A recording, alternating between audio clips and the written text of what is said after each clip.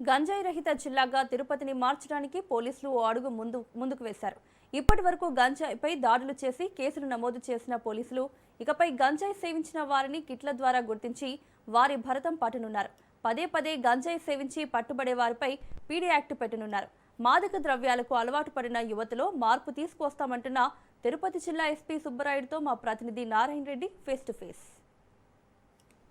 పవిత్ర పుణ్యక్షేత్రాలకు నిలయంగా ఉన్న ఆధ్యాత్మిక క్షేత్రమైన తిరుపతి జిల్లాలో మాదక ద్రవ్యాలు మత్తు పదార్థాలను నియంత్రించడానికి నివారించడానికి తిరుపతి జిల్లా పోలీసులు ఉక్కుపాదాన్ని మోపుతున్నారు. ఇందులో భాగంగానే గంజాయిని పూర్తి స్థాయిలో నివారించడానికి కూడా తిరుపతి పోలీసుల శాఖ మరో అడుగు ముందడుగు వేసింది. ఇందులో భాగంగానే ఈరోజు గంజాయి నిర్ధారణకు సంబంధించిన మెడికల్ కిట్లను కూడా అందుబాటులోకి తీసుకొచ్చారు. ఇదే అంశాలను మనతో మాట్లాడడానికి తిరుపతి జిల్లా ఎస్పీ సుబ్బరాయుడు మనతో ఉన్నారు.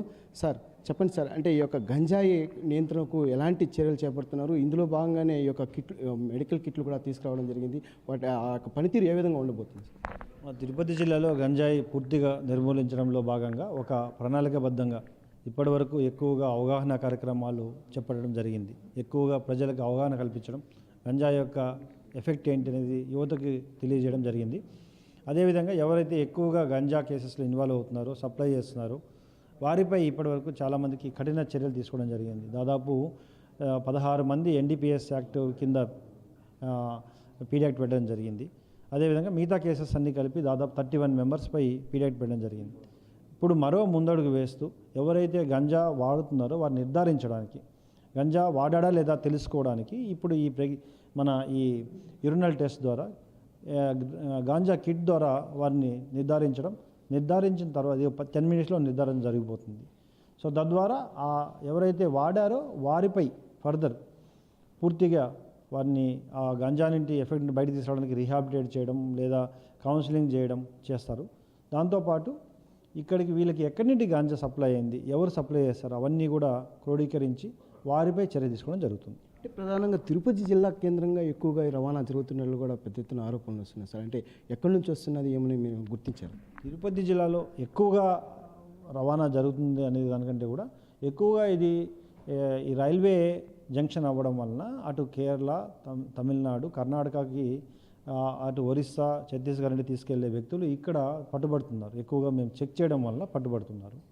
వీరిని కంట్రోల్ చేయడానికే ఒకవైపు ట్రైన్స్ అవన్నీ చెక్ చేస్తూ, అదేవిధంగా తిరుపతిలో ఎవరైతే సప్లై చేస్తారో వాటిపై చర్య తీసుకునే భాగంగానే ఈరోజు ఈ టెస్టింగ్ కిట్స్ ద్వారా ఎవరైతే యూజ్ చేస్తున్నారో వారి ద్వారా ఆటోమేటిక్గా ఎక్కడి వచ్చిందో తెలిసిపోతుంది. కాబట్టి ఖచ్చితంగా నిజమైన సప్లయర్స్ అందరినీ కూడా వీళ్ళు టేక్ ఇన్ టాస్క్.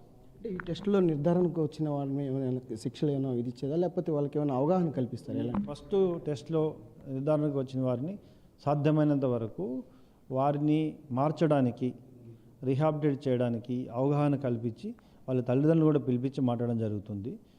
మళ్ళీ వీళ్ళు మారకుండా చేస్తే మాత్రం తప్పకుండా వీరిపై కూడా చర్య తీసుకోవడం జరుగుతుంది. ప్రధానంగా విద్యా సంస్థలు, కళాశాలలో కూడా విద్యార్థులకు అంటే వాళ్ళకి ఎలాంటి అవగాహన కార్యక్రమాలు చేపట్టబోతుంది? కాలేజ్ అండ్ విద్యాసంస్థల యాజమాన్యాలతో కూడా మాట్లాడి ఎక్కడైతే వారికి డౌట్ ఉందో స్టూడెంట్స్కి వాటిని కూడా కన్సీల్డ్గా, సీక్రెట్గా వాళ్ళకు కూడా టెస్ట్ చేసి వారిని కూడా మార్చడానికి ప్రయత్నిస్తాం. తిరుపతి జిల్లాను గాంజాయి రహిత ప్రాంతంగా తీర్చిదిద్దే విధంగా కూడా అనేక కార్యక్రమాలు చేపడుతున్నామని, ఇందులో భాగంగానే ఈ యొక్క మెడికల్ కిట్లు కూడా తీసుకురావడం జరిగిందని చెప్పి ఎస్పీ చెప్పడం జరిగింది. అదేవిధంగా ఎవరైతే ఈ యొక్క గాంజాయి సేవించి వారు ఆ యొక్క టెస్టులో కూడా పాజిటివ్ వచ్చినారో వాళ్ళందరికీ కూడా కౌన్సిలింగ్ ఇచ్చి వాళ్ళని సన్మార్గంలో కూడా నడిపించే విధంగా కూడా చర్యలు చేపడతామని చెప్పి తిరుపతి జిల్లా ఎస్పీ సుబ్బరాయుడు చెప్పడం జరిగింది. కెమెరామెన్ రమణతో నారాయణ, రాజ్ న్యూస్, తిరుపతి.